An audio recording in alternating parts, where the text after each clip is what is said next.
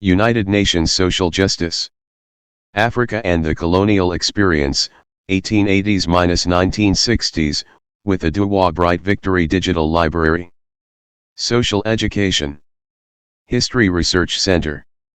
Presenter, Bitaygle Timam.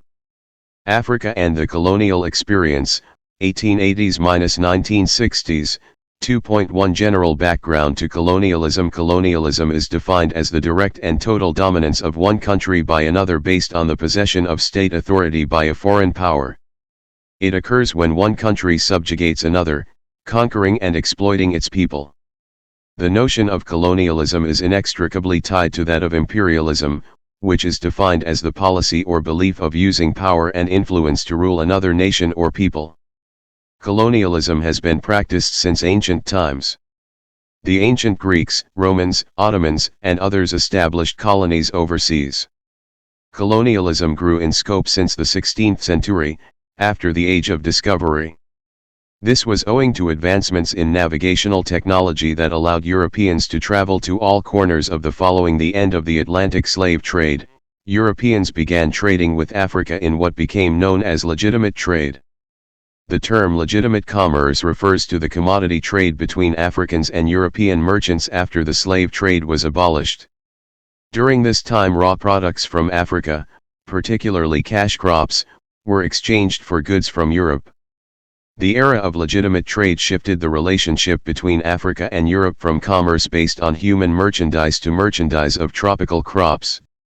This heightened competitiveness, resulting in a race for Africa. Between the final quarter of the 18th century and the 1870s, a large number of European explorers traveled out into the heart of Africa to conduct exploration.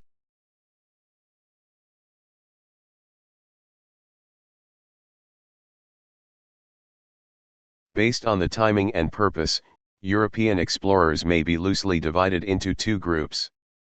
First, the European explorers who arrived before the 1850s are believed to have been inspired by a spirit of pure and objective scientific inquiry. Second, a considerable number of explorers who arrived after the 1850s were European government agents. Meanwhile, although the European missionaries came with the good intention to evangelize Africa, the timing was bad. Missionaries came into Africa along with colonial administrators and traders with the plan to introduce Christianity, commerce, and civilization. They cooperated and united as vital element in the attainment of their set goals. Missionaries in critical times of need, depended on traders for funds, and relied completely on administrators for physical security and protection.